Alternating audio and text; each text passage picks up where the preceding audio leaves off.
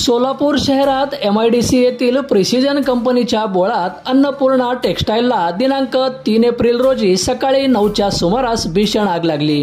घटनास्थळी MIDC police ठाण्याचे अधिकारी व अग्निशामक दल दाखल झाले असून आगीवर नियंत्रण आणण्याचे काम सुरू आहे। आतापर्यंत मिळालेल्या माहितीनुसार या आगीत कोणतीही जीवितहानी झालेली नाही। आगीचे मात्र रौद्ररूप पाहायला भेटत आहे।